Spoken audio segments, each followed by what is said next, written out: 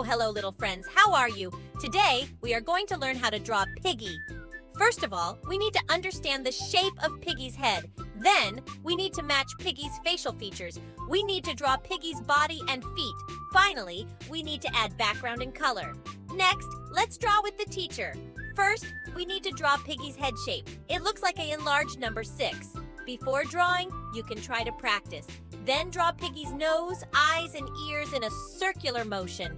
After that, we draw Piggy's body. If you observe carefully, you will find that Piggy's body is a triangular shape without a seal. Then we draw Piggy's feet. If you often watch Piggy's animation, you should be familiar with it. After drawing the feet, draw Piggy's hands. After that, we can add a story background.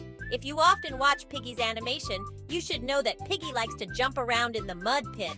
So the story background set by the teacher is the scene where Piggy jumps around in the mud pit. Children can also add their favorite story background. In addition to jumping around in the mud pit, we can also set a good weather for Piggy. It means that Piggy will wear his rain shoes and step on the mud pit on a sunny day.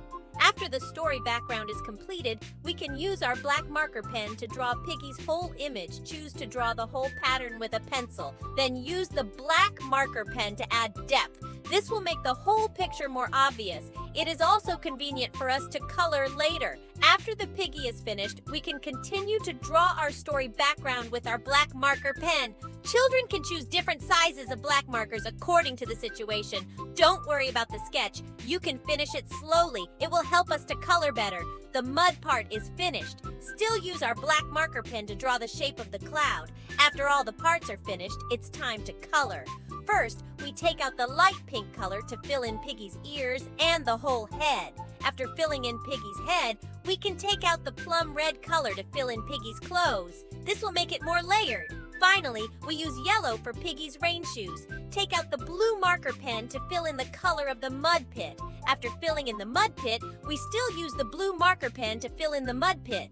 After filling in the mud pit and the mud pit, we can take out the light blue marker pen to fill in the color of the cloud. Finally, we take out the green marker pen to fill in the color of the grass. After filling in the mud pit, we are done. Next, let's take a look at the result. Have you learned it?